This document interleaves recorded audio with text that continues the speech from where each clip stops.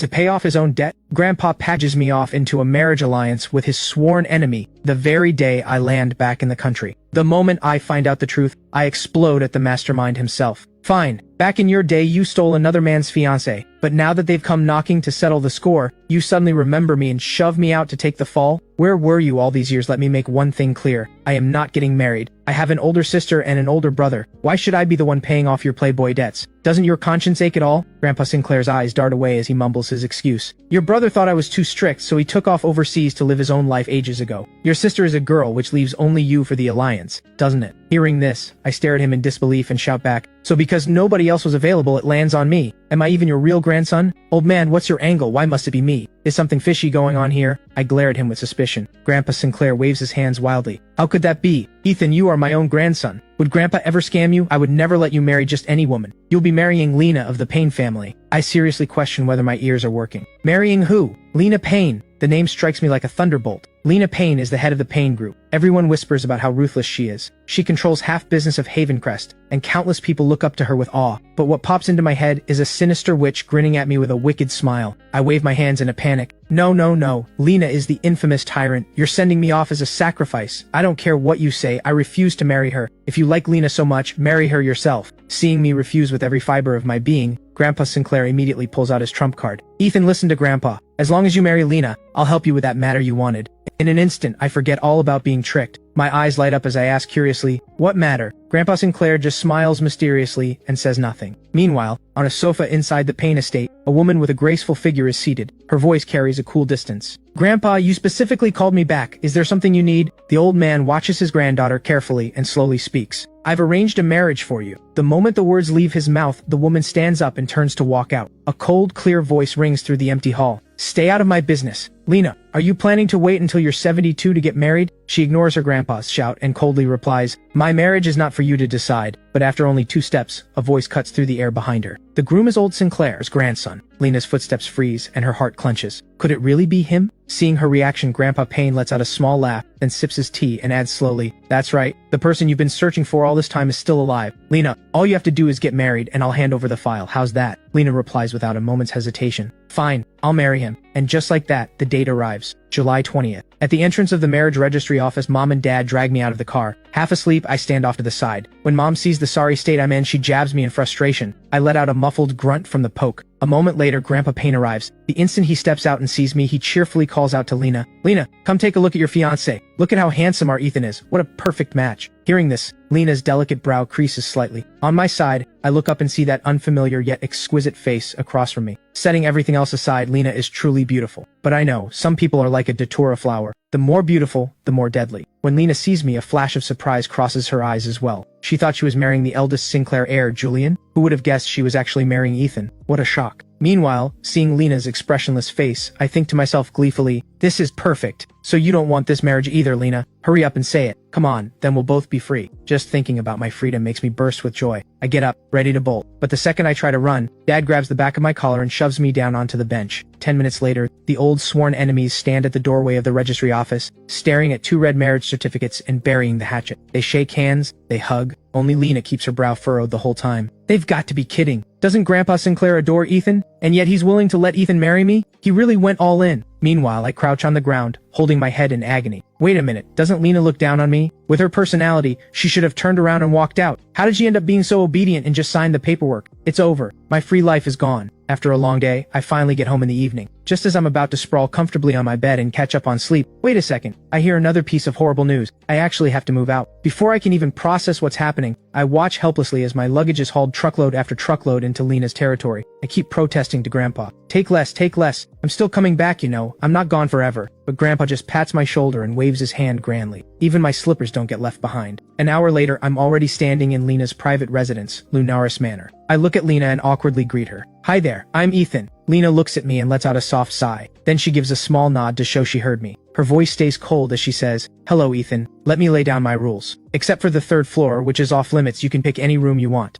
Hearing that, I immediately dash off to pick a bedroom. But after wandering through several rooms, none of them meet my standards. So I stand on the 2nd floor frowning, and shout down at Lena. Hey Lena, this place of yours is way too shabby. You don't even have a decent gaming room. How am I supposed to live here? Lena hears my complaint and takes a deep breath. Her voice stays distant. Live here if you can. If not, leave now. I I despise picky men. Without waiting for my reaction, she heads upstairs without so much as a glance back. My blood boils in an instant. I immediately dial home, ready to rat her out to Grandpa, but to my shock, not a single person picks up my call. Fine, just fine. I finally get it. This whole thing is a trap. So there's no gaming room? Whatever, I'll just live here. I refuse to believe Lena could actually kick me out. Grinding my teeth in my head, I drag my suitcases around violently to vent my anger. Then I pick a room with decent lighting and settle in. Upstairs, Lena hears that I finally quieted down. She lets out a soft chuckle and turns to head back to her own bedroom. Early the next morning, a growling stomach drags me out of my sweet dreams. I look around, and the empty, dead, silent room feels strange to me. I sit there dazed for a long time before remembering. This isn't my home. This is the Ice Queen's territory, Lunaris Manor. At that thought, I flop back down, refusing to accept reality. It's not until I'm dizzy from hunger that I finally head downstairs. She must have left me some food, right? Lena has to eat too, after all. She couldn't possibly be that inhuman. But the moment I get downstairs, the smile freezes on my face and I stand there stunned. The kitchen has absolutely nothing in it. It's spotless, as if no one has ever lived here. Not a trace of life. Refusing to believe it, I wander through all of Lunaris Manor for half an hour without spotting a single soul. I nearly break down and shout, "Is there anyone here? Someone, please help me. I really want to eat." Meanwhile, inside the Pain Group tower, Lena tosses a confidential file that just arrived to her assistant. Verify how accurate this information is. Chloe glances at the contents and immediately understands. Just as she turns to head out, she runs into Mr. Payne, who has come to see the boss. Mr. Payne gets straight to the point. "Lena, last night was your wedding night. How was it with Ethan?" Hearing this, Chloe, who had no idea her boss was married, trips on the step and makes a loud noise. Every staff member in the secretary department looks up and stares at her. She, in turn, whips her head around in shock at her boss. Lena glances at her usually composed assistant. Chloe quickly pulls herself together and leaves, forcing herself to look calm. Lena looks at her father. "What do you want to know?" At 8 in the evening, Lena finishes her day's work. She stands up, ready to head home, but suddenly remembers there's now another person waiting there. She doesn't want to face him, so she sits back down, planning to sleep at the office. Just then, Chloe, who hasn't dared to ask, knocks and enters. "Boss, your grandfather called. He wants you home. What must be faced must be faced." She can't stay away forever. Back at Lunaris Manor, I get up and curiously walk to the window to admire the sunset glow outside. I have to admit, Lena has impeccable taste. Lunaris Manor faces east for brilliant sunrises and west for skies painted with sunset. But no matter how gorgeous, I can't eat the view. My stomach has been growling for ages, and there's still no sign of her coming home. When is dinner? Thinking this, I flop straight down onto the floor. Lena stands in the doorway, watching me sprawled on the floor, hands folded, eyes closed, seemingly asleep. Lena feels puzzled but calmly walks over and looks down at me. "What are you doing?" My eyes snap open. I'm figuring out which pose would look coolest while I starve to death. As we head into the living room, I trail behind her, complaining nonstop.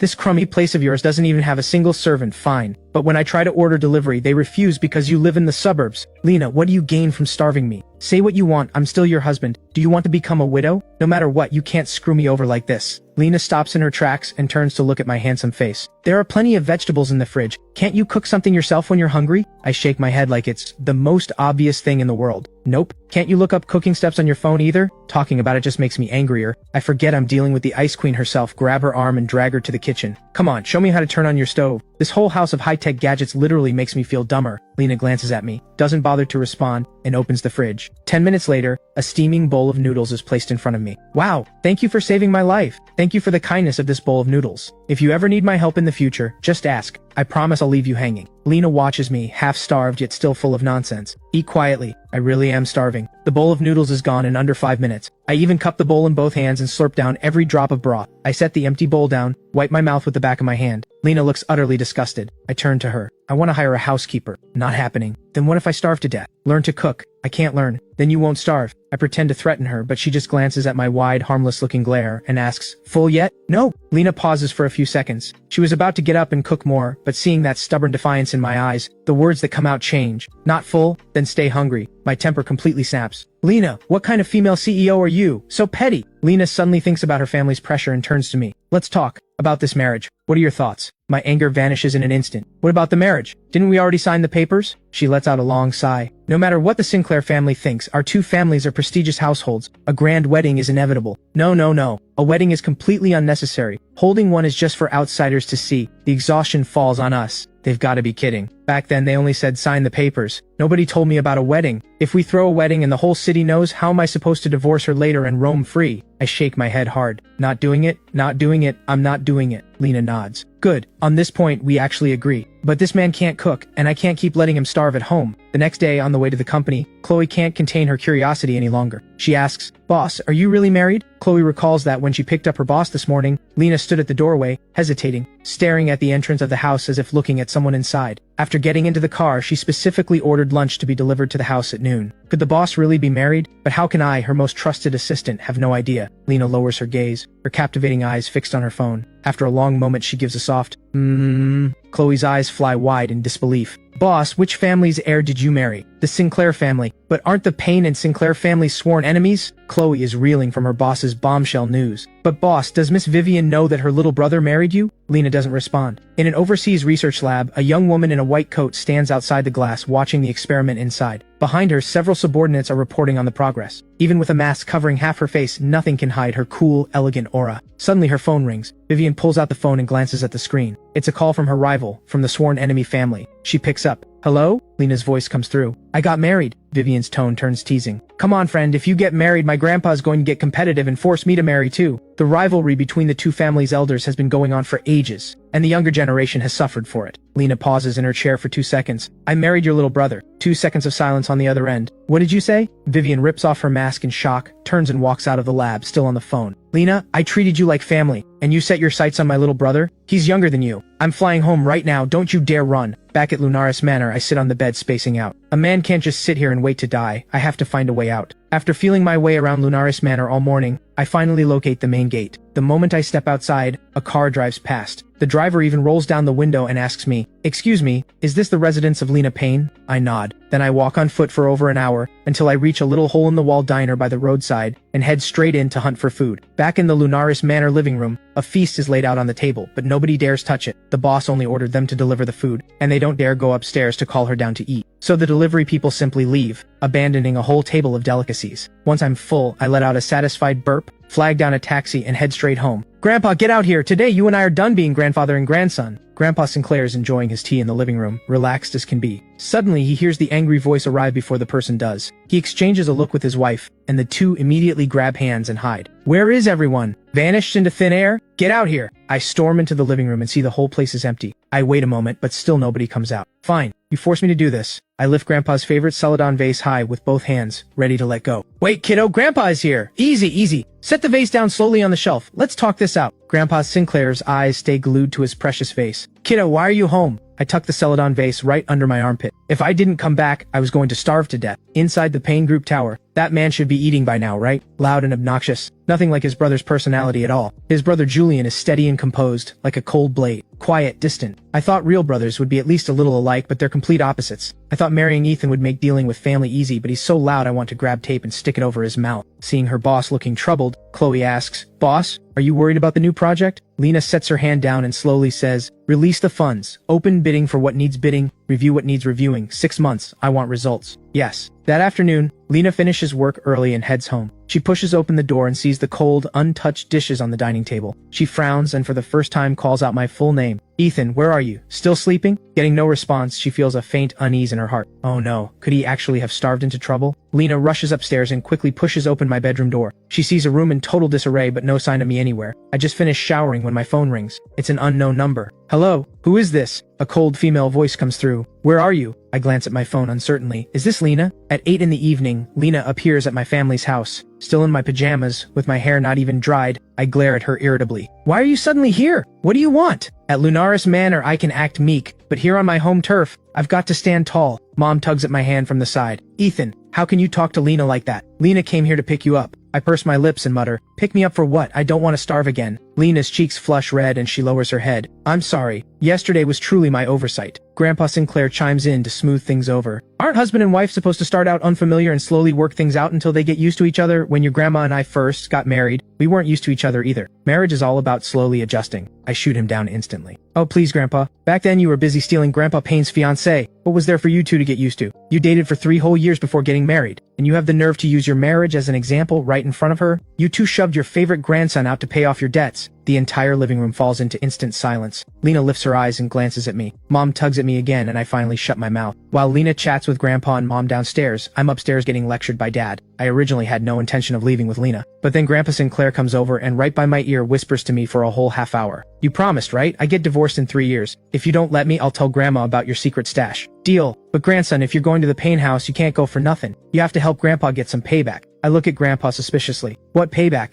If anyone should be angry, it's Grandpa Payne. Grandpa Sinclair's eyes are firm. If you help Grandpa get his payback, I'll let you divorce in 2 years. Deal. Deep in the night, once again with the whole family watching, I'm loaded into Lena's car. Halfway there, I spot a convenience store on the roadside and want to stop for snacks and instant noodles. Lena, I didn't have dinner. I was counting on a late night snack at home, but then you dragged me away. Lena acts like she doesn't hear a word and drives straight to Lunaris Manor without lifting off the gas. Seeing that, I can't be bothered to stay mad. Once we arrive, I get out and walk straight into the house. I push open the door and see the full table of dishes in the living room. So, I misjudged Lena. She wasn't trying to starve me during the day after all. I sneak a glance at her and mumble a quick, sorry. Lena wasn't expecting a sudden apology from me. Her tone softens quite a bit. Come here, I'll teach you how to turn on the stove. A gentleman stays out of the kitchen. Men who cook get looked down on. Didn't you know? This man has barged into my territory and I can't drive him out. For now, I can't afford to tear things open with Grandpa either. Lena lets out a sigh. With me around, you'll be able to hold your head high for the rest of your life. I'll teach you. I'm not doing it. I'm just not. I shake my head. Lena, if you've got the guts, hit me. By now, I'm already sitting at the dining table, digging into the lunch dishes still on the table. Lena, don't think I don't know you wanted to marry my brother. I happen to be Julian's favorite little brother. You better treat me well. If you starve me half to death, I'll go find Julian and tell him you starved me. Clatter. Something seems to hit the floor. I instantly fall silent. The whole reason I built Lunaris Manor was to have a quiet, peaceful sanctuary, a place with an atmosphere to rest in. Now it's noisy and chaotic. I just hope that once Julian shows up, he'll hurry up and drag his little brother away. Seeing that I've finally gone quiet, Lena goes back to cooking. Watching her elegant, stunning silhouette, I realize the mighty boss Payne is actually cooking for me. I should say something nice to praise her. And so, my mouth is off and running again. As the old saying goes, a woman who can cook loses half her rivals. Lena, don't you worry. When you want to become my sister-in-law, just for the kindness of feeding me tonight, I'll definitely put in a good word for you. Lena's hands freeze mid-motion. I fall silent once more. Lena turns and lifts her eyes to look at me. Who told you I wanted to marry your brother? I immediately clap a hand over my mouth. Lena, don't worry. I swear I won't say a single word to anyone outside. Lena helplessly turns back and keeps cooking. Once the food is ready and set on the table, she watches me shovel it into my mouth without minding the heat, and only then realizes I really was starving. So good. Lena, you're literally a kitchen genius. A genius. This is incredible. Watching me eat with zero grace, Lena's red lips curve into a small smile she can't hold back. Finish up and get to bed early. Tomorrow you're coming with me to the Payne house.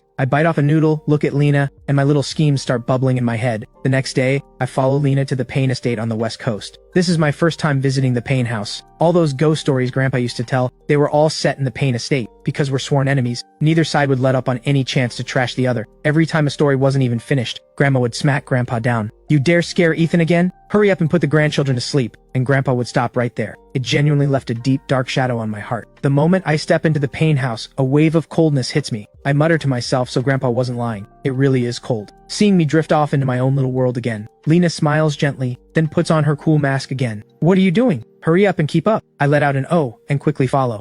Once we enter the Payne family living room, Grandpa Payne is the happiest of all. Ethan is here! Come here, come here! He warmly waves me over to sit down. I've finally infiltrated the enemy's lair. I've met Grandpa Payne before, back when he and Grandpa would argue.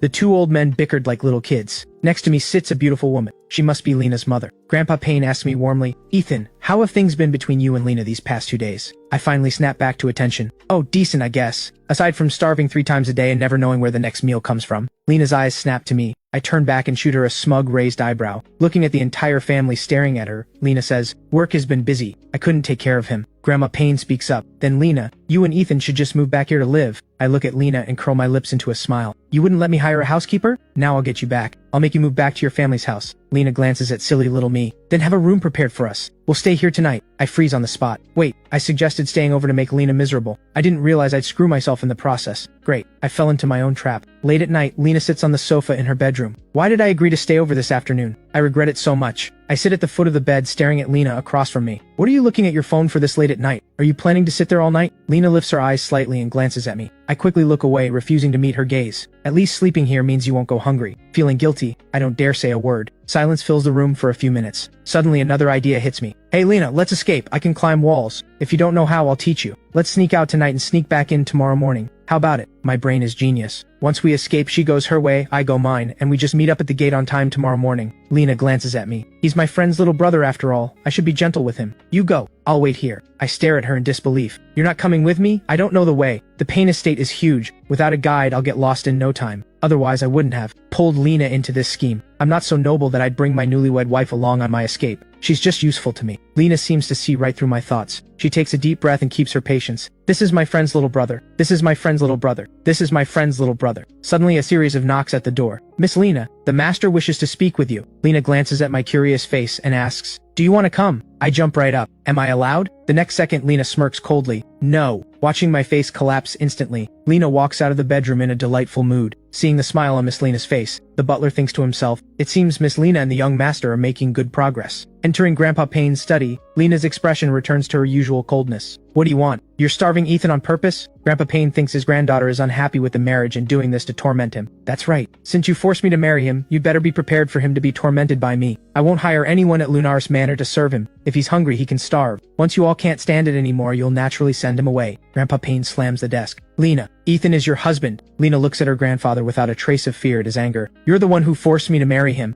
She turns to leave. Hold on. Grandpa Payne stops his granddaughter once more. 10 minutes of conversation, and Lena gets exactly what she wants. She even secures a promise from her grandfather. 2 years. If you and Ethan still can't develop feelings for each other, you can get divorced. But during these 2 years, you must come home. You can't sleep elsewhere, and you can't have anything with anyone else that would shame our two families. Lena turns back to her grandfather, a disdainful curl at her lips. The other half of the file. Give it to me soon. Lena reaches her bedroom door and pushes it open. The room is empty. Where's Ethan? He couldn't have actually climbed the wall and escaped, could he? Half an hour later, I return dejected. Lena seems to have been expecting it. She's lounging on the sofa, casually flipping through documents in her hand. The wall climb was a bust. I slump down at the foot of the bed and look at Lena in frustration. What kind of treasure is hidden at your house? Why do you have security patrolling 24 hours a day? And fine, patrol all you want, but why is the wall wrapped in electric fencing? Is that to keep out thieves or to keep out me? Lena closes the file and calmly says, both. She stands up and looks at the dust all over me. So this guy really did go off to plot an escape. Get some rest, I'm going to the study. In the study, Lena looks over the investigation in the file. Her brow furrows tight. Where did Julian go? Is he dead or alive? The next morning I wake up and see that the other side of the bed shows no sign of anyone having slept there. Only then do I relax. Actually, it makes sense. Lena likes someone else, so there is no way she'd come back in the middle of the night for me. Stepping out of the bedroom, I see Grandma Payne watering flowers in the early morning. I walk over. Grandma, let me help you water the flowers. Grandma Payne sees me awake and her smile grows deeper. She hands me the watering can. Like I'm dumping out a bucket, I pour the entire pot of water straight down. Ethan, stop! That's the one your grandpa brought back. What's wrong, Grandma? What did you say? I've already poured all the water in. Grandpa Payne adores his euphorbia. He tended to it with utmost care, terrified of even the slightest mishap. Grandma Payne lets out a helpless laugh. Ethan, this is your grandpa's favorite euphorbia. This kind of drought-loving plant can't handle water. A tiny bit is enough, but half a pot of water is absolutely way too much. Learning that I ruined Grandpa Payne's plant, I'm overwhelmed with guilt. I run right over to Grandpa Payne to apologize. Hearing this, Grandpa Payne, delighted, says, ruined? How did it happen? There's not a trace of sadness or grief on Grandpa Payne's face.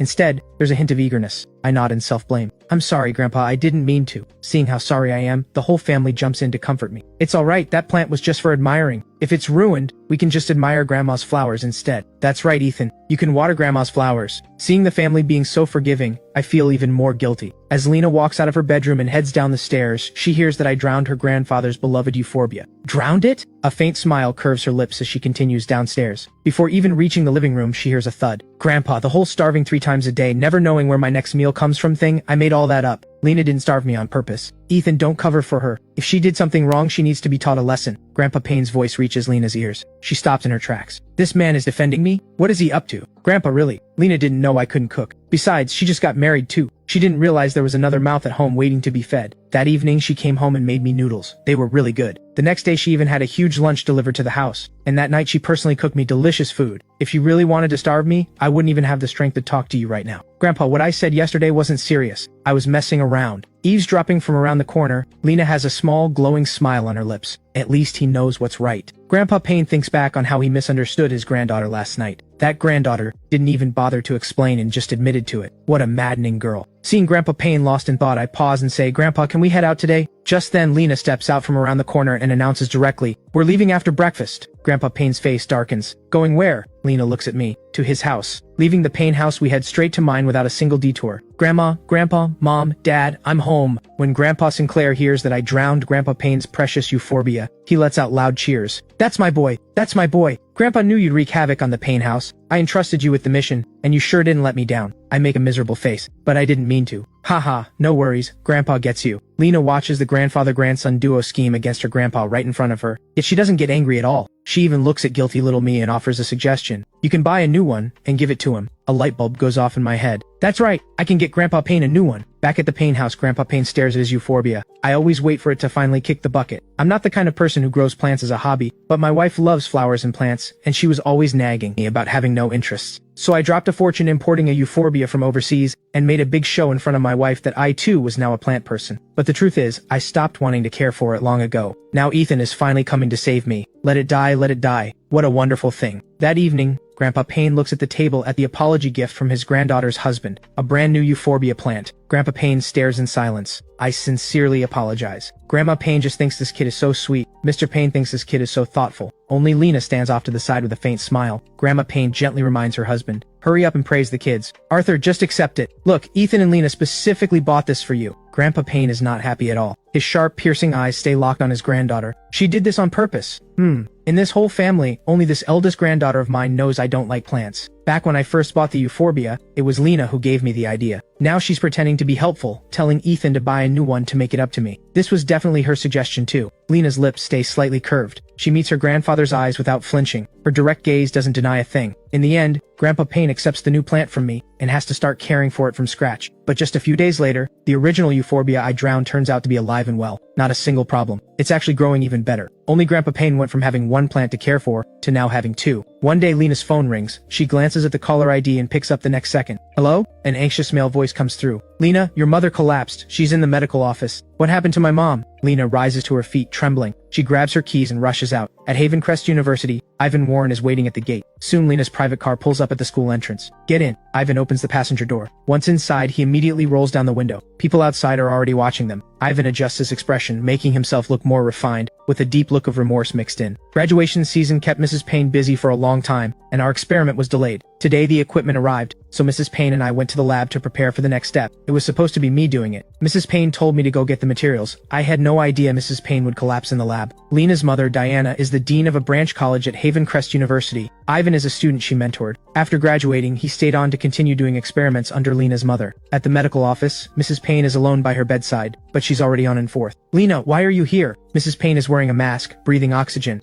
She glances at Ivan behind Lena. Ivan, you called Lena? Mrs. Payne, I'm sorry. When it happened, I was too panicked, so I took it upon myself to call Lena. Lena walks over and sits on the stool by her mother's bed. How did you collapse? It's nothing. Lab protective supplies have been in short supply lately. A small operational mistake. I inhaled a trace amount of reagent. Mild poisoning. Lena goes to the doctor to ask about her mother's condition. Lena, why don't we take Auntie to a bigger hospital for another checkup? Collapsing is no small thing. That afternoon, Mrs. Payne feels a bit better, and Lena takes her mother to the hospital. Ivan volunteers to sit in the back seat to accompany them, and they don't leave the hospital until nightfall. Lena drives Ivan back to the Warren house. Mr. Warren keeps insisting Lena come inside to sit for a while, and Ivan looks at Lena with a hopeful face too. No thanks. Thank you for today, Ivan. Another day when I have time, I'll treat Mr. Warren to tea. I'll be going now. Ivan wants to press for another invitation, but at that moment the car window rolls down. Mrs. Payne says, it's too late tonight. It wouldn't be right to intrude. Let's do it another day. Ivan quickly pulls his father back. Dad, Mrs. Payne isn't feeling well today. Lena and I just took her to the hospital. Let's plan it another day. Lena drives her mother away and heads straight back to the Payne estate. Mrs. Payne leans against the back seat, her head still slightly aching. You've been out this long. How is Ethan going to eat? He has hands and feet. If he's hungry, he'll figure it out. Lena sounds annoyed. Mrs. Payne glances at her daughter. You, now that you're married, remember to keep your distance from Ivan. Lena's brow furrows in displeasure as she answers, fine, I'll remember. At 10 in the evening, Lena returns to Lunaris Manor. I'm standing by the fridge drinking a beverage. Why are you back so late today? Lena ignores me, changes her shoes and heads upstairs. I stride after her. When I reach her side, you went out to see a man today. Lena stops and looks at me. I lean in close and sniff the air around her. Watching my little move, Lena, who's a complete neat freak, surprisingly feels no urge to pull away. I take a couple of careful sniffs. You definitely went out to see a man. You've got a man's pine scent on you. My brother wears this pine scent too, but Julian isn't home right now. Lena, you're not out there seeing some other wild man, are you? What if I am? Speechless, Lena turns and heads upstairs. I follow her up, but when we reach the second floor, and Lena starts heading to the third, seeing that I'm still following, Lena stops and looks at me. I'm totally clueless. Lena glances at my wide-open bedroom door. I turn to look too. Oh right, I forgot my bedroom is right here. Utterly exasperated, Lena continues upstairs to her own bedroom.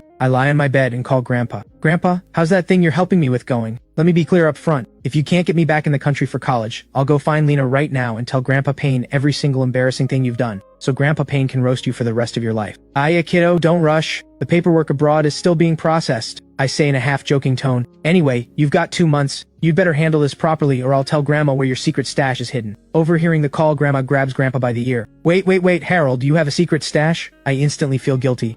I've shot myself in the foot again. Margaret, let me explain. It was all just to trick the kiddo. I swear, I really haven't been hiding money from you. Feeling guilty, I hang up. Then Grandpa calls me back, but I don't dare answer. The next day, Ivan pays a visit to the Payne house. Where is Lena? Mrs. Payne knows his real intentions lie elsewhere. Ivan is the son of a business partner. When he originally asked to be her graduate student, she couldn't easily refuse and agreed. Before, I could turn a blind eye. But now that Lena is married, if this continues and causes a misunderstanding, that wouldn't be good. So Mrs. Payne calls her daughter. Lena, come home for lunch. Bring Ethan with you. We have a guest. At noon, I step out of Lena's car. The first thing I see is the euphorbia I bought, sitting there, being cared for beautifully. Delighted, I tug Lena over to look. Hearing the car engine cut off, Ivan's eyes fill with anticipation inside the house. Then he hears a man's voice. Lena, come look! Grandpa is taking such good care of it. Let's go buy him another one. Grandpa Payne's eyes go wide with terror. Absolutely not. Out in the yard, Lena grabs my arm. One pot is enough. Any more and Grandpa can't keep them alive. Grandpa Payne breathes a sigh of relief. My granddaughter still has some love for me, I say puzzled, but it looks like Grandpa is doing a great job.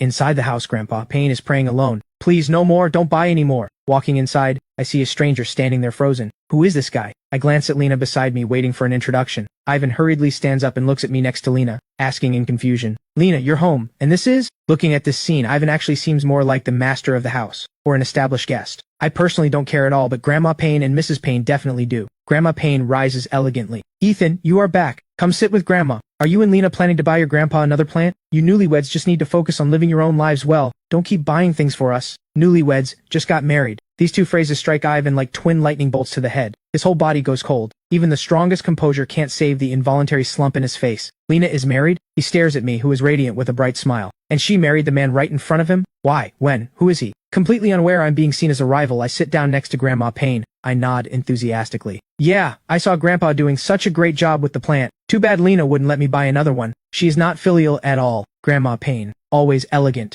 and never one to smile with teeth showing, is now laughing with unusual delight upon hearing my words.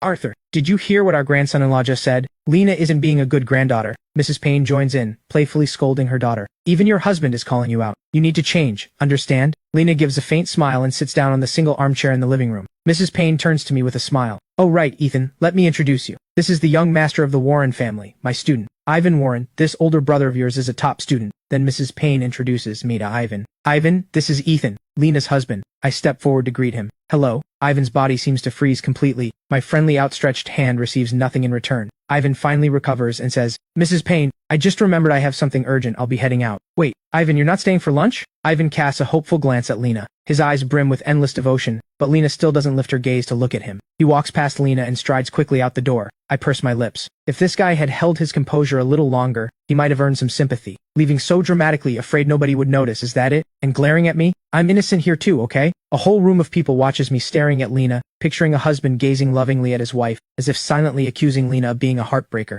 Mrs. Payne doesn't say anything more and calls the family to eat. It's during lunch that I finally learn my mother-in-law collapsed yesterday. Mom, you collapsed yesterday? Ethan, Mom is fine, don't worry. No, you still need a blood test and a CT scan. Mom, hold on, I'll call my mom to arrange it. Ethan, Mom is fine. I already got checked yesterday. I still feel uneasy and call my own mom. That afternoon I bring my mother-in-law straight to my mom's office. Ivan returns home crushed. I don't understand. Why did Lena suddenly get married? Lena is married. Aren't the Payne and Sinclair families sworn enemies? People said before that the two families were forming an alliance, and nobody believed it. After decades of feuding, how could they let bygones be bygones and become in-laws? On the way back to Lunaris Manor with Lena, I suddenly speak up. That pine sent on you yesterday was Ivan's. I picked it up. No wonder his eyes were glued to you today. Lena shoots me a sideways glance. Mom collapsed in the lab yesterday. He was the one who called to tell me. Listen to yourself. His eyes were practically growing on you. And you're still defending him? He's clearly head over heels for you. How could anyone not misunderstand? Shut up. Furious, I sink back into the car seat, a chest full of frustration.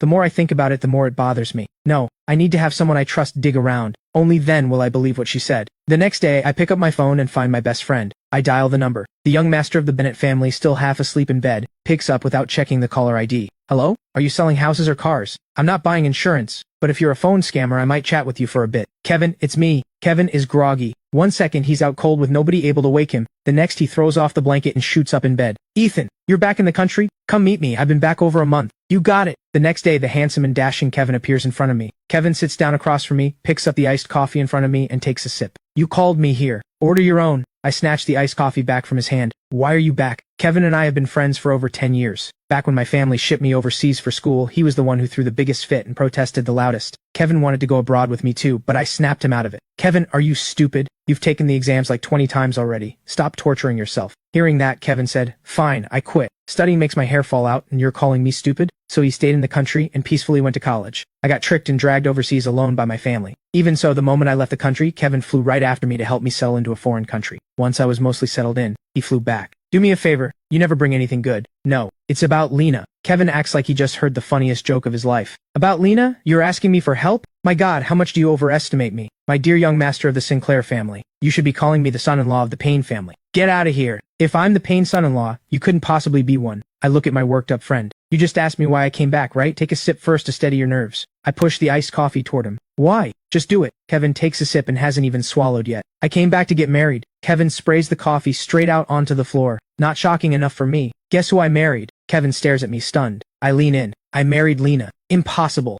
Lena is basically the queen of Havencrest, the goddess in countless people's hearts. And your family and the Paynes are sworn enemies. Lena would marry anyone before she'd marry you. Knew you wouldn't believe me. I brought the marriage certificate. I pushed the red booklet toward Kevin. How much did you pay for this under a bridge somewhere? I pull out my phone and dial a number, then put it on speaker. Lena, on her way to a meeting, glances at the caller ID. She waves her subordinates on ahead. Hello, the food hasn't been delivered home yet? Is your name Lena? My teasing voice comes through. Lena replies flatly. Ethan, what do you want this time? Oh, never mind then. Bye, my dear wife. I hang up briskly. I look at my petrified best friend across the table. Believe me now? Kevin nods mechanically. Ethan, you've really made it, buddy. That's the internationally famous Lena. So will you help me now? The two of us huddle together, and I whisper something in Kevin's ear. What? You two just got married and you want me to dig into her past dating life? That afternoon when I get home, Lena is already sitting on the sofa waiting for me. What was that phone call this morning about? Nothing really. I just saw a number without a saved contact name, so I called to see if it was you. Even after hearing my voice you weren't sure? So you had to call me wife. Who's been bullying you today? Need me to use my status to scare them off? I take a sip of water. Do I look like someone who gets bullied? Lena takes one look. Yes. I let out a huff, walk behind Lena, and instinctively lean in for a sniff, still bothered by yesterday's mystery. No pine scent. I turn and head back to my room. In the evening I get hungry and come out to hunt for food. Seeing that Lena hasn't started cooking, I go back to my room. Half an hour later, I come out again to find Lena still hasn't cooked. I retreat once more. On my third trip out, Lena, go cook. I'm hungry. Lena doesn't even look up. Explain that phone call clearly, and then you get food. What's wrong with you? I open the fridge, grab a cucumber to chew on, and walk away. Another half hour passes. I sit on the sofa facing the woman who holds the power over my full stomach. I met up with my best bro and bragged that I married you. He didn't believe me, so I called you. Bragged? I mutter irritably, yeah. You married me and you're that happy about it? Not happy? If you're not happy, what's there to brag about? I've explained. You don't believe me. Are you cooking or not? If you don't cook, I'll tell Grandpa you're starving me. This afternoon, Kevin Bennett, the young master of the Bennett Group, was digging into information about me across all social circles, mostly the tabloid kind. Lena watches me squirm with guilt. I hear this young Master Bennett has been best friends with my husband for over 10 years. I'm speechless. Silence is all I've got, and I'm sticking to it. I want tomato and egg noodles. Tonight we're having stir-fried potatoes. I pout. Then go make them. Or are you waiting for me to blow up your kitchen? She said potatoes but staring at the diced potatoes, sliced potatoes, shredded potatoes, and chunked potatoes in front of me. Lena, aren't you worried the potato family will come for revenge? Not worried. She rarely cooks. When she does, it's just for herself. On schedule, portioned, and elegantly. She rarely sits at the same table with a man. Looking at the potato feast, she expected me to get sick of it. But instead, I hold my bowl and dig in with my chopsticks. Lena didn't expect me to get so cocky. So good. This one is sour delicious. This one is spicy. I'm loving every bite. Lena, you're amazing. I get up with my bowl. Lena thinks I'm full and about to leave. Then she sees me carry my bowl straight to the living room, turn on the TV, and eat while watching. Just eat, don't watch TV. Eating without TV cuts the flavor in half. Vivian, please hurry up and come take your brother away. After I'm full and satisfied, I go back to my room and video call Kevin. Stop digging. You've been exposed. Learning he's been reverse-tracked. Kevin gets seriously excited. Miss Lena, as expected, she's incredible. I haven't even found anything yet. At the end of the call, Kevin grins mischievously. Ethan, so you're living at Lunaris Manor now? Yeah, Kevin says eagerly. Quick, show me around Lunaris Manor. I give him a look of disgust. It's pitch black. What could you even see? So you're living with Lena?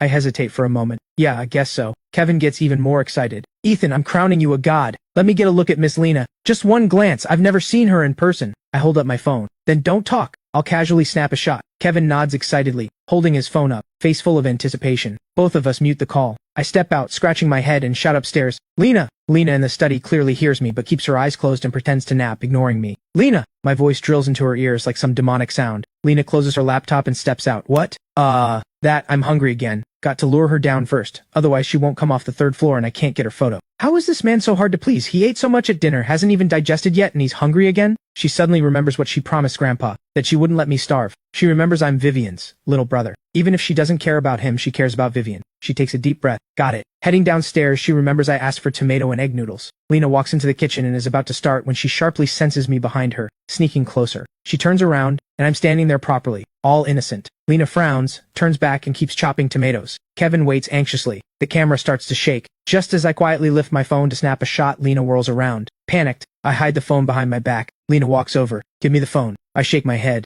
Lena reaches to grab it. Why is he filming me cook? To post it or to show my picture to someone else? Or maybe, afraid of getting caught, I fumble around the screen blindly. I have no idea if the video call ended or not. I'm not giving it. You were filming me in secret.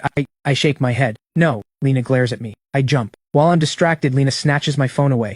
Our video call had already ended when I was fumbling around. Lena can only see in the chat log that there was a half-hour video call between the two of us. Because of the tussle, we're now standing very close. Lena lifts her head and, for the first time, sees my face clearly. Sharp, well-defined features. Anyone would call this guy handsome. Lena gazes at those romantic peach blossom eyes. Her heartbeat quickens without her realizing. So familiar. Just like the woman who once pulled me out of a dark world. Just then my phone rings. We both look over. It's Kevin. He'd sent messages for a while with no reply, so he called. In that same moment, Lena realizes how close we're standing. She takes a step back, putting distance between us. My heart is racing too. This woman is going to be my sister-in-law. After we just stood like that, how am I supposed to face my brother in the future? Kevin saw nothing. Now nobody's even answering his call. Lena doesn't want to deal with me anymore and heads back to her bedroom. What about my late-night snack? Lena picks up the tomato she just started slicing and shoves it straight into my mouth. Just eat. She then heads upstairs. The next second, Kevin calls again. This time I pick up. Ethan, what were you dragging your feet on earlier? And why were you stuttering? Don't tell me you got shy. Did something happen between you and Lena? Nothing happened. I dodge his eyes guiltily. Thinking back on that moment, my heart flutters for an instant. An image pops into my head out of nowhere, of me and her slowly leaning in.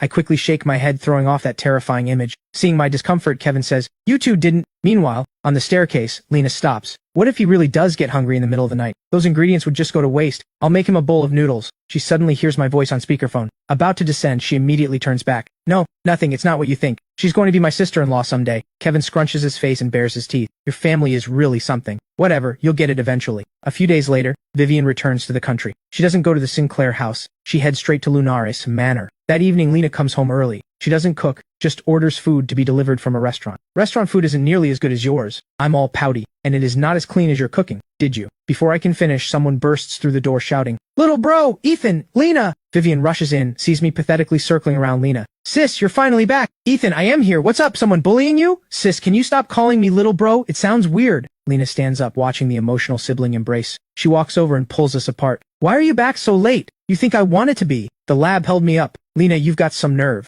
You waited until my big brother and I were away and snatched up my little brother. What were you thinking? How old is my little brother even?" "Sis, I'm not that young. And I already had my birthday." Vivian is on a roll, then suddenly freezes. "Wait, what? When was your birthday?" I roll my eyes at my sister. "Long past. You didn't even call. Forget a gift. Julian's gone missing, and you disappeared too?" Vivian scrambles for a lame excuse. "Ah, no signal at sea. I forgot." Then Vivian keeps unloading on Lena. "Honestly, I'm having a hard time accepting you becoming my sister-in-law." Lena's face darkens. I jump in to defend her. "Sis, you're yelling at the wrong person."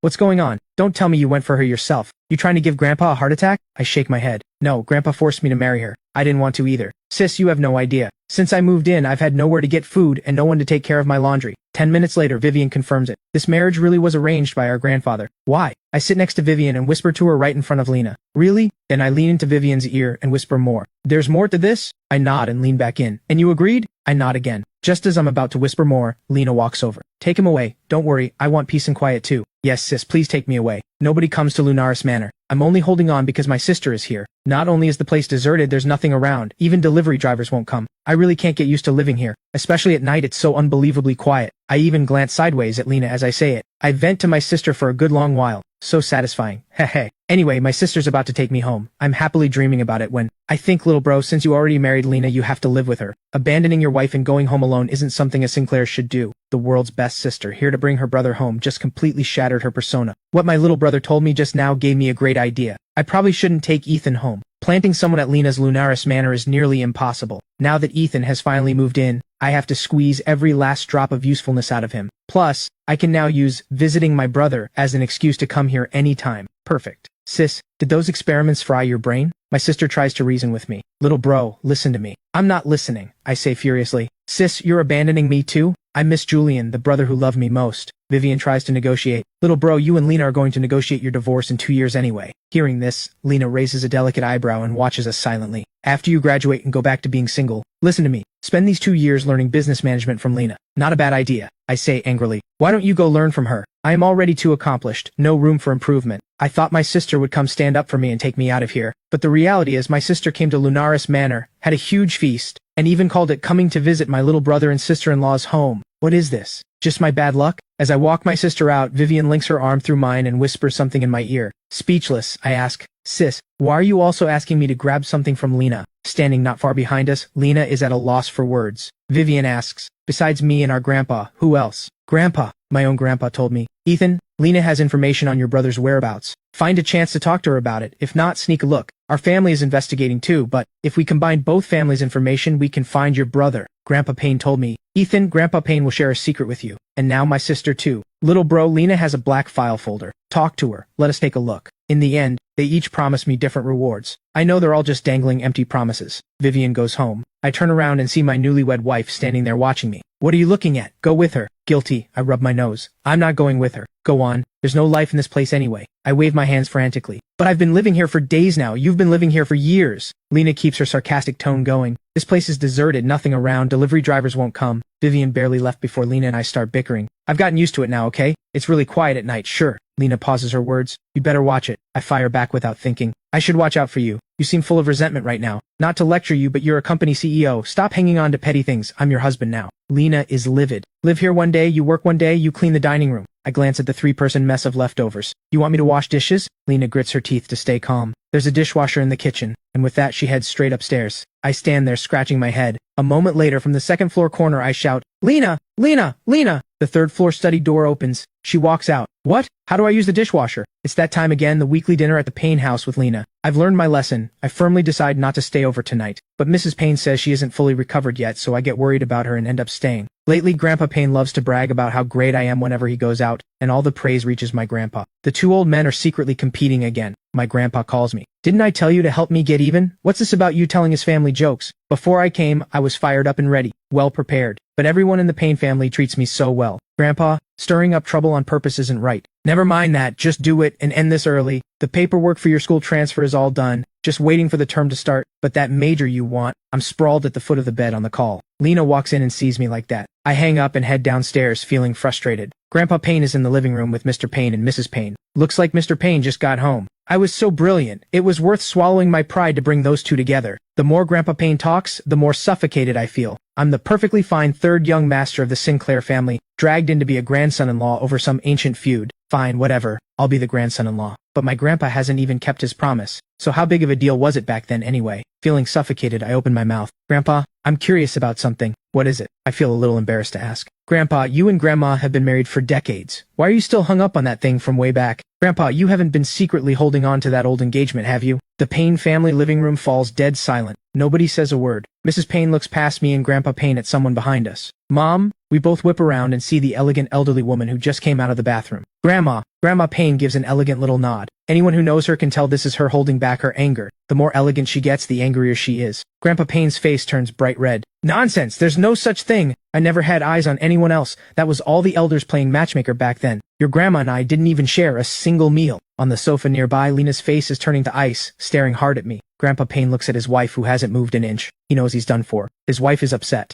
My eyes dart around. I only brought up the old story because I thought Grandma Payne wasn't here. I'm not stupid. What are the odds that the moment I ask, Grandma Payne would appear? Lena walks over and grips my wrist, scolding me softly. Stop gossiping about our elders' past. Careful, or I won't hold back for your brother and sister's sake. I quickly, nervously apologize. I'm sorry, I didn't mean to. Grandma Payne waves her hand. It's fine. I'm not angry with Ethan. He's telling the truth. Mrs. Payne quickly steps in to smooth things over. Mom, Ethan is still young. Don't hold it against a kid. Grandma Payne nods with a smile. Lena, you and Ethan are staying at the Payne house tonight. Then she turns to her daughter-in-law. Diana, come upstairs with me. She doesn't give Grandpa Payne even one glance the entire time. Grandpa Payne is frantic. That's ancient history. Ellie, you know I didn't. Grandma Payne goes upstairs and shuts the door. Grandpa Payne looks at me with my head down. Lena quickly pulls me upstairs and closes the door. Did Grandpa Sinclair tell you to do this? Yes, but my original plan was to just hide Grandma's flowers. I wasn't— Wait, why am I telling you Grandpa's in my plan? I only realized halfway through. I was too flustered. she asked, and I just spilled everything. My grandpa didn't tell me to stir up trouble. I scrambled to do damage control. Lena knows her grandpa and my grandpa don't get along and are always secretly competing all along. Guilty? I scratch the back of my head and sneak a glance at Lena. Finding her still staring at me, I feel even guiltier. Now that Lena knows about my grandpa's and my plan, I'm a bit scared she won't believe me. I really wasn't doing it on purpose this time. I even checked that grandma wasn't there before asking. I just don't get it. Why did my grandpa insist that I marry you? Lena is speechless. What would you do with the answer? Nothing. Then is there any point in knowing? Answers exist to clear up confusion, not so we can keep our eyes closed. Lena pauses. Then I'll tell you. Our marriage came from the elders' misunderstanding and stubborn pride. So why me? Lena's tone stays calm. Because you're the youngest in your family. Your grandpa brags about you the most, so my grandpa picked you. I press on. Why? Because you're the easiest to control. I feel like I just took a billion critical hits and stride right out. Lena watches my retreating back and feels a flicker of regret. Why did I say those things to hurt him? Lena finishes showering and heads to the study, only to find the room empty. Why isn't he back yet? She steps out to ask the servants and learns I went out. Lena decides not to worry about it and goes straight to the study. While she's working, she glances at the clock in the corner of her screen. 11 at night. This late? He should be back by now, right? Lena gets up and steps out, heading to her bedroom. She pushes the door open, and everything looks untouched. The bed is still clean and made. Lena frowns. He didn't come back? A grown man throwing a silent tantrum? Is he an idiot? Lena mutters to herself and returns to the study. Another half hour passes. She can't sit still, gets up, and the room is still the same. Did he run back to the Sinclair house? After all, he is my husband. Lena psychs herself up. I'll just check in on him. She takes out her phone and calls my number. After 2 rings, I hang up on her directly. The corner of Lena's mouth curls with amusement. Got some nerve, doesn't he? Not coming home over a few words? Fine, let him spend the night out there then. 12:30 in the morning, a Haven Crest news alert pops up on Lena's phone. A wanted suspect is on the run. Photos have been released asking citizens to be alert and call the police if they spot the suspect. Lena closes the news. She closes her eyes. Forget that he's my newlywed husband. For my best friend's little brother's sake, what if that idiot actually runs into someone dangerous? Right, so my best friend doesn't have to worry. 5 minutes later, Lena hurries out. Grandma Payne, who's also still awake, comes out. Lena, why aren't you asleep this late? Where are you going? Out to find Ethan. Not long after, Lena arrives at the Sinclair house. The Sinclair family is stunned. Lena, why are you here alone this late? Ethan isn't with you. He didn't even come home. Not wanting to worry the Sinclairs, she makes up some excuse and leaves. Vivian chases after her. What happened to my little brother? Where is Ethan? Lena's face shows concern. We had an argument and he ran out. Hearing this, Vivian immediately heads to the garage. If anything happens to Ethan, I'm coming for you. Lena aimlessly searches the main city roads. She's debating whether to call for backup when her phone suddenly rings. She picks it up and sees, of all people, me, the runaway husband. She pulls the car over and immediately answers. Hello? Her voice carries urgency. I just stepped out of the shower. Did you call for a reason? Where are you? I ask, a little puzzled. At home. Where exactly are you? Ethan, since when did you learn to lie? I explode. Why won't she believe my explanation? I really didn't mean to do it. She doesn't trust me. I say heavily, Lena, I'll say it again. I never wanted to hurt the relationship between Grandma Payne and Grandpa Payne. My grandpa wouldn't have asked me to do that. I didn't lie. I didn't. If I said something wrong, I'll apologize. I'm already making up for it. Believe it or don't. I hang up angrily. Lena puts down her phone and leans back in the car, thinking. I went to the Sinclair house. I didn't see him. Then she calls Vivian. Lena, did you find my brother? Lena asks directly. Did you actually see Ethan tonight? The moment I got home tonight, I was in the living room getting lectured by Grandpa and Grandma. If Ethan had come home, Grandpa would have dragged him in for a lecture too. Did he call you? Vivian catches on immediately. Yes, he said he was at home. Both Vivian and Lena instantly think of the Payne house. Lena rushes to drive home. The moment she enters the living room, she asks the servant still on duty, has the young master come home? The young master came back and went upstairs to rest. Lena goes upstairs to the bedroom, sees me lying on the bed, and lets out a sigh of relief. Suddenly her phone rings. It's Vivian. Yes, he's home, already asleep. Lena, Ethan was spoiled by me and Julian. If you two really can't get along, I'll take him to my apartment. I understand. I'm jolted awake and squint through the haze. Seeing Lena standing right next to me, I'm instantly wide awake. I shoot up in bed. Lena, why are you just standing there without a sound? You scared me. Lena's face shows displeasure. I was worried about you. I searched for you for so long. You yelled at me on the phone, fine. Now you're yelling at me again? You're being mean to me? I really wasted my worry. The next day, sun high in the sky. I really didn't. That ancient trivial stuff was just me bickering with old Sinclair. Ellie, you have to believe me. Please talk to me. Grandma Payne responds. Move your euphorbia off my flower rack. I might accidentally splash it while watering. Okay. He picks up both pots to leave. Wait, put Ethan's pot back down. Grandpa Payne finally gets it, so it's not about splashing water, she just doesn't want mine there. Grandpa Payne even tries to drag his son and daughter-in-law into speaking up for him. Don't you two have work to go to? You're that free? The two exchange a look. Mr. Payne takes Mrs. Payne's hand and leaves. Grandpa Payne is so mad his mustache trembles and his eyes glare. Brat, can't even say one nice word from me. Grandpa Payne plans to go find his granddaughter and grandson-in-law, but those two are still asleep. Last night we didn't go to bed until 2 or 3 in the morning. Just after 8, Lena's phone call wakes me. I shuffle in my slippers to wash up. Not long after, Lena finishes her call and gets up. She walks into the bathroom and looks at me. Where did you actually go last night? I spit out a mouthful of toothpaste foam and explain to her. After breakfast, Lena is heading to the office. Before leaving, she says to me, Ethan, come with me. I'll drop you off at your family's first. I have big things to do. I'm not going. I have my own stuff. You go on ahead. Lena isn't reassured. Mrs. Payne, standing nearby, says, Don't worry. No one at home is going to bully Ethan. Lena thinks, am I worried about him being bullied? I'm worried about him stirring up more trouble. Still uneasy, she pulls me to the side and warns, no mischief. If the mood at home shifts, call me immediately. I'm not causing mischief. I really didn't mean to. Lena teases, this is a brain, not a bowl of water. I got it. Your brain is the one full of water. I stalk off annoyed. Before leaving, Lena instructs the butler, if anything seems off, call me. Keep an eye on the young master. Don't let him say the wrong thing. The butler agrees and watches Miss Lena leave. All morning, Lena doesn't get a single call. Feeling uneasy, she calls me. I hang up on her. She calls home. Miss Lena, the young master went out. Lena grips her phone tight. Ethan! That evening, Lena returns to the Payne house. Lena, come here, quick! I wave and call out to her, excitement plastered all over my face, impossible to hide. Lena walks over, confused, about to speak. Grandpa, Lena is back. We're going ahead with the plan tonight, I say excitedly. Grandpa Payne blushes a little, feeling shy. Ethan, don't set Grandpa up to fail. Will this really work? Grandpa, the method is old-fashioned, sure, but think about it. Why do old cliché tricks stand the test of time? I answer my own question. Because they work. Lena asks curiously, what are you two doing? Grandpa, don't be afraid. This isn't embarrassing. Lena is back. Here's our ready-made helper right on time. Lena is even more confused, staring at me with a puzzled look. Grandpa, do you still want to win Grandma back? Grandpa Payne looks helpless. Ethan, after this is done, you're not allowed to embellish it and tell your grandpa. I suddenly go quiet. Great idea. I hadn't even thought of that. Lena tries to make her presence known, about to speak. Grandpa Payne immediately jumps in. Lena, whatever you say later, make sure you hold your husband's hand. Don't let him take pictures. Lena frowns. Hold on, can one of you please tell me first, what are you two doing?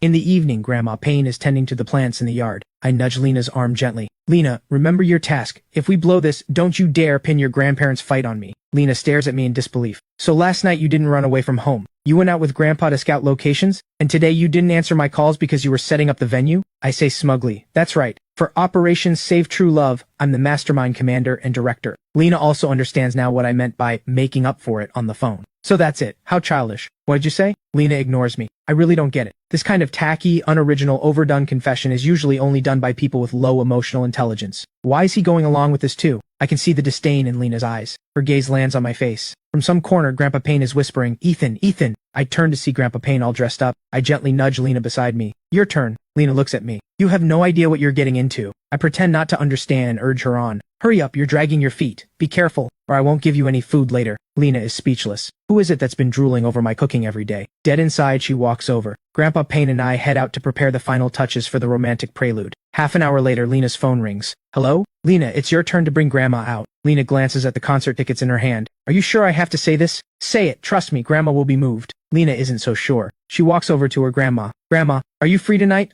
She pauses. I'd like to take you to a concert. Grandma Payne's attention is still on the plants in front of her. I remembers you don't like concerts. My interests changed. Grandma Payne sets down her small shovel. That's for young people to enjoy. Take your husband instead. Him? If he doesn't fall asleep, I'll consider it a win. Lena teases with a smile. Grandma Payne turns to her granddaughter. Then let him lean on you and sleep. Lena tucks away the 2 concert tickets. Grandma, drop the act. I'll be honest too. Ethan and Grandpa asked me to bring you to Shoreline Beach. Let's go. Hearing this, Grandma Payne isn't the least bit surprised. Last night she saw the grandfather-grandson duo whispering in the living room for ages, and sneaking out in the middle of the night she already had her guesses. Lena also knows perfectly well that her grandma has always had her grandpa completely in the palm of her hand. Those two and their leaky little scheme. One goofy, clueless man plus one panicked old man with no sense left. How secretive could that combo possibly be? Grandma Payne washes her hands and gets into her granddaughter's car. You didn't bring your parents in on this? Lena explains with a smile. Grandpa was afraid of losing face, so he didn't let us tell them. The car gradually approaches the beach. Grandma teases, so he doesn't mind losing face in front of you and Ethan?